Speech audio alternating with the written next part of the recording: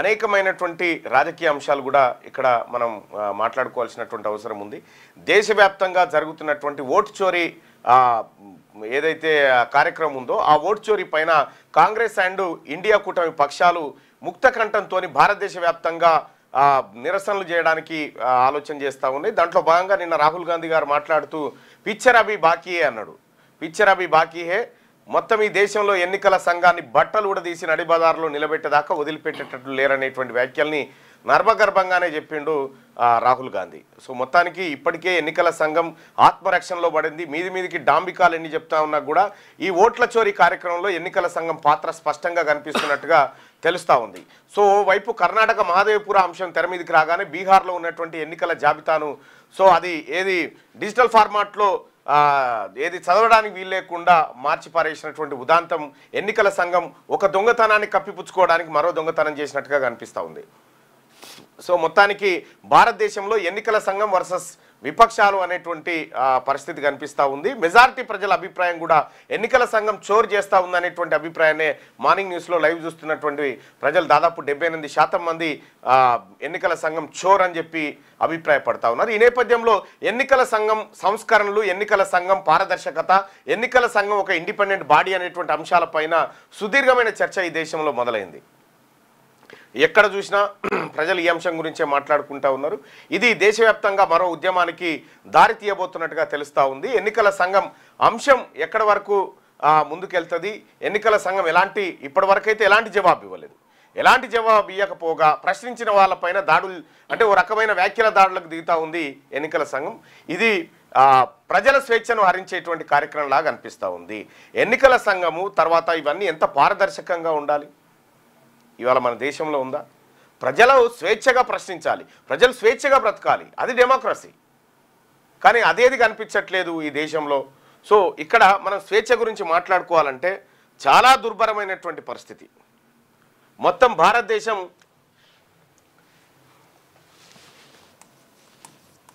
ప్రపంచంలో స్వేచ్ఛ, ఈ ప్రపంచంలో స్వేచ్ఛ విషయంలోకి వస్తే భారతదేశం చాలా వెనుకబడింది. ఇక్కడ ఉన్నటువంటి పాలకులు, ఇక్కడ ఉన్నటువంటి వ్యవస్థలు ఇన్ఫ్లుయెన్స్డ్ గురైపోయి ప్రజల ప్రాథమిక హక్కులకు భంగం కల్పిస్తూ ఉన్నాయి, ప్రజల జీవన ప్రమాణాలను దెబ్బతీస్తూ ఉన్నాయి, ప్రజలను ఆర్థికంగా అన్ని రకాలుగా కుషింపజేస్తూ ఉన్నాయనేటువంటిది ఏది స్వేచ్ఛ ఇండెక్స్లు చెప్తున్నటువంటి మాట. సో ఇక్కడ ప్రపంచంలోనే అత్యంత స్వేచ్ఛగా బ్రతుకుతున్నటువంటి ప్రజలు స్విట్జర్లాండ్.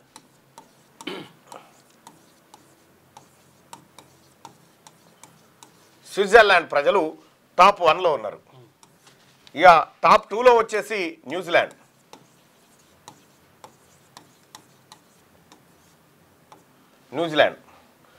టాప్ 3లో వచ్చేసి డెన్మార్క్, టాప్ 4లో వచ్చేసి ఐర్లాండ్, ఆ తర్వాత వచ్చేసి ఐర్లాండ్, ఫిన్లాండ్, ఆ తర్వాత ఇంకా చాలా దేశాలు ఉన్నాయి. ఇంకొక 5 దేశాలు టాప్ 10లో ఉంటాయి. ఇక్కడ ఈ స్విట్జర్లాండ్లో రాజకీయ నాయకుడు ఏమన్నా తప్పు చేయాలంటే లాగు దడుస్తుంది. ఏదైనా ఒక చట్టం చేయాలంటే ఫస్ట్ ప్రజాభిప్రాయాన్ని తీసుకుంటారు. ప్రజాభిప్రాయాన్ని కలెక్ట్ చేసి, ఇప్పుడు ఎన్నికల సంఘం ఓటు చోరీ చేసింది, ఎన్నికల సంఘం తప్పు చేసింది అనుకున్నప్పుడు అని మీరు భావిస్తున్నారా?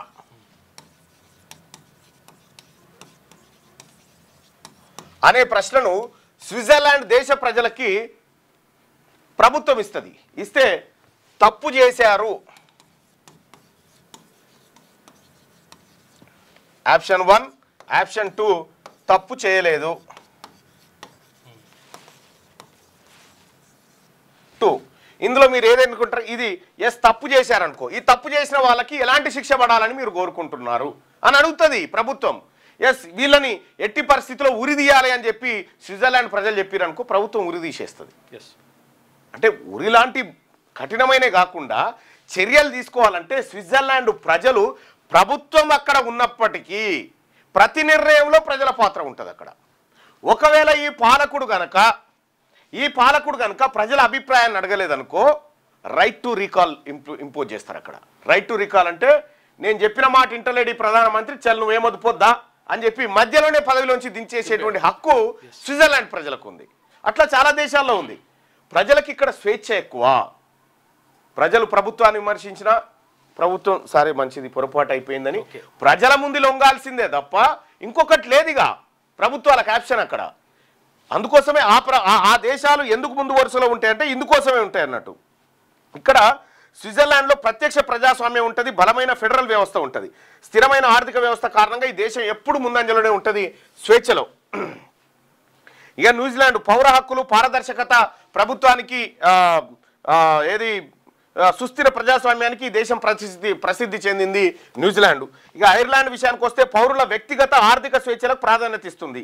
ఇట్లా స్వీడను, ఫిన్లాండ్, నార్వే ఇట్లా అన్ని కూడా ప్రజలే ఫైనల్, పాలకుడు కాదు, ప్రజలే ఫైనల్. ప్రజలు ఏం చెప్తే మీరు ఏం చెప్తే మేము అదే చేస్తాము, మీరు చెప్పని పనులు మేము చేయము, మేము నకరాలు చేయము, మా సొంత నిర్ణయాలు తీసుకోము. ఒకవేళ ప్రధానమంత్రి ఈ దేశంలో ఉన్న ప్రధానమంత్రి అమెరికాకు పోయి రావాలనుకుంటున్న చర్చల కంటే పోవన్నా వద్దా అనేది జనం డిసైడ్ చేస్తారు. పోవాలా వద్దా, నువ్వు పోవన్నా ఈయనే ఉండాలా అనేది జనం డిసైడ్ చేస్తారు. ఈ ఇష్టం ఉన్నట్టు ఎక్కి తిరుగుడు, ఇష్టం ఉన్నట్టు నిర్ణయాలు తీసుకుంటూ ఇవేమీ ఉండవు. ఇక్కడ ఉన్నటువంటి ఈ దేశంలో పత్రికా స్వేచ్ఛ అంటున్నా. ప్రజల ప్రాథమిక హక్కులను కాపాడాల్సినవి కోర్టులు కాపాడాలి. ఈ కోర్టుల ద్వారా ప్రజలకు హక్కులు రక్షించబడాలి. ఏమైనా ఇబ్బంది జరిగితే వాటికి రక్షణగా నిలబడి ఈ కోర్టుల ప్రధాన ఉద్దేశం. కానీ మొత్తం కోర్టులు 142 దేశాల జాబితా చూస్తే 79వ స్థానంలో ఉంది భారత్. మన భారతదేశం 79వ స్థానం అంటే ఎంత దిగజారిపోయిందో న్యాయ వ్యవస్థలో. కొంత మెరుగుపడ్డప్పటికి కూడా ఇంకా ఏమిట్లకేం లేదు న్యాయ వ్యవస్థ. ప్రజలకు సంబంధించినటువంటివి కాపాడడంలో పూర్తిగా విఫలమైనట్టుగా నివేదికలు చెప్తా ఉన్నాయి. ఇవి నేను చెప్పేది కాదు, వరల్డ్ జస్టిస్ ప్రాజెక్టు ప్రకారం ప్రాజెక్టు 2024 ఈ ప్రాజెక్టు ప్రకారం మన దేశంలో న్యాయ వ్యవస్థ 79వ స్థానంలో ఉంది ప్రజల హక్కులను రక్షించడంలో. ఇక్కడ ఇంకా కొన్ని విషయాలను కనుక మనం చూస్తే ఇక్కడ న్యాయ వ్యవస్థలో టాప్ 10 దేశాలు చూద్దాం. న్యాయ వ్యవస్థలో టాప్ 10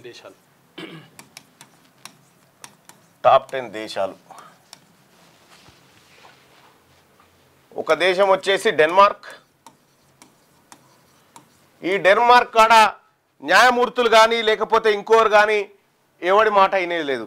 కాన్స్టిట్యూషన్ ఏం చెప్తే అదే ఇక అంతే ఫైనల్. అక్కడ అధికార పక్షం కానీ విపక్షం కానీ ఇంకోటి కానీ. ఇక రెండోది వచ్చేసి నార్వే, మూడోది వచ్చేసి ఫిన్లాండ్,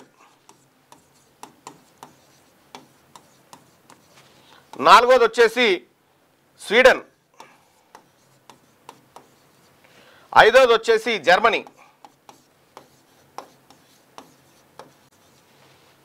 ఆరు న్యూజిలాండ్,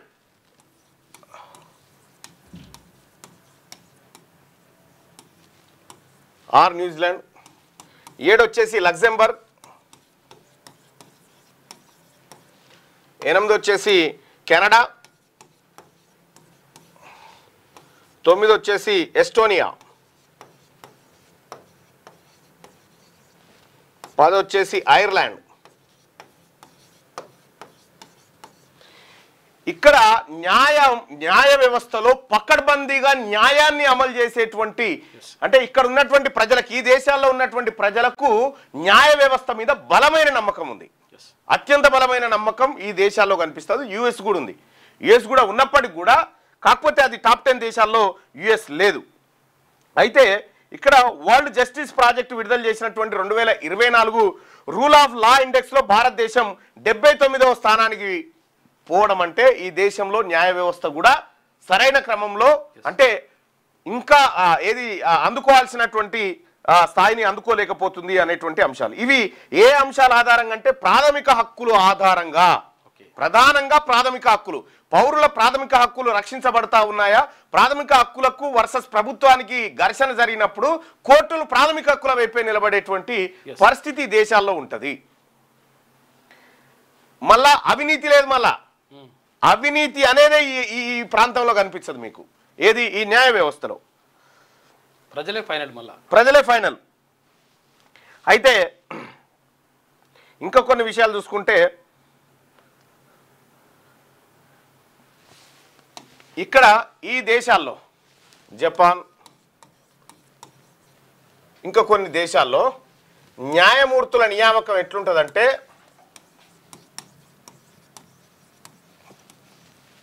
కఠినమైన పరీక్షల ద్వారా న్యాయమూర్తిని ఎంపిక చేస్తారు. మన తాన కూడా జిల్లా కోర్టులు ఆ తర్వాత కింది స్థాయి కోర్టుల్లో సేమ్ ఇట్లనే ఉంటుంది. కానీ హైకోర్టు, సుప్రీంకోర్టు, పెద్ద కోర్టులలోనే ఉండదు. ఇది సుప్రీంకోర్టు, ఇది కొలీజియం తోటి వస్తుంది కదా.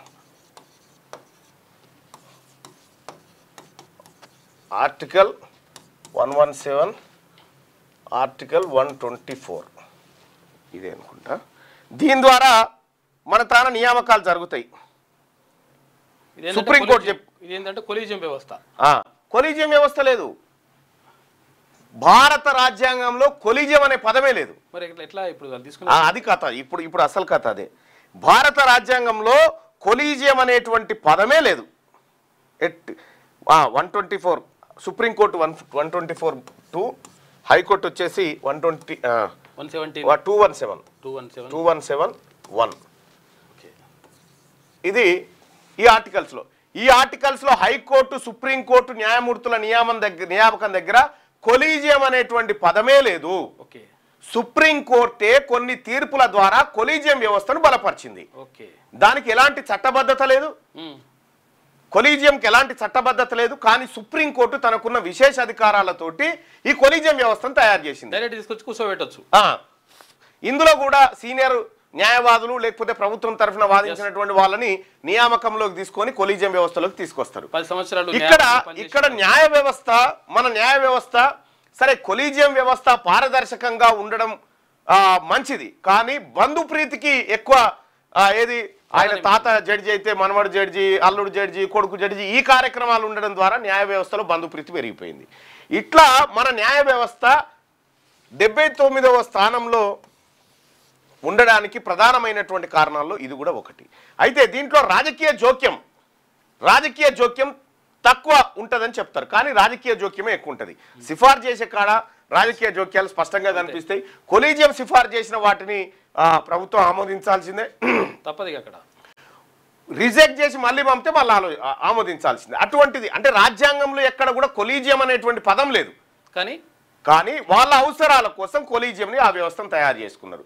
మరి భారత రాజ్యాంగంలో కూడా బీసీలకు రిజర్వేషన్ అనేటువంటి అంశం లేదు కదా.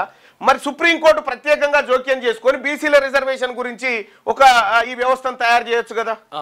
మరి ఇదే సుప్రీంకోర్టు బీసీలకు వచ్చేసరికి ఏమో 50% నిబంధన అని మాట్లాడుతుంది. ఇదే సుప్రీంకోర్టు మరి మీ కొలీజియం వ్యవస్థ, మీ నియామకాలు జరిగేటప్పుడు మాత్రం ఇలాంటి వ్యవస్థను రాజ్యాంగంలో లేనివి మీరు ఇంప్లిమెంట్ చేస్తారు. అంటే సుప్రీంకోర్టుకు ఉన్నటువంటి విశేషమైనటువంటి అధికారాలను ఉపయోగించైనా సరే బీసీల రిజర్వేషన్ల విషయంలో దయచేసి సుప్రీంకోర్టు న్యాయం చేయాలని కోరుతున్నాం. ఇక అలాగే ప్రజల స్వేచ్ఛ విషయంలో ఇది చూసారు కదా. ఇంకా అనేకమైనటువంటి అంశాలు ఉన్నాయి. భారతదేశం ఏ రంగాల్లో వెనుకబడింది, ఎందుకు ఆ స్విట్జర్లాండు, డెన్మార్కు, ఫిన్లాండు, ఐర్లాండు, న్యూజిలాండు ఈ దేశాలు ఎందుకు ముందు వరుసలో ఉన్నాయి, ఎందుకు అక్కడి ప్రజలు స్వేచ్ఛగా అక్కడ ప్రధానమంత్రిని పోయి ఏం పని చేస్తున్నావు రా అని అన్నాడు అనుకో, ప్రధానమంత్రి సారీ అని ఇక్కడ ఇట్లా చూస్తే 3 నిమిషాలు చూస్తావరా ప్రధానమంత్రిని పట్టుకుపోయి లోపటేస్తారు. ఇక్కడికి అక్కడ ఉన్నటువంటి తేడా గది. ప్రజలు స్వేచ్ఛగా బ్రతికినప్పుడే ప్రజాస్వామ్యం ఫరిడ వెళ్తుంది. అంటిల్ అప్పటిదాకా ఇక అదంతా ఉత్త కార్యక్రమమే. మనం ఎన్ని చెప్పుకున్నా కూడా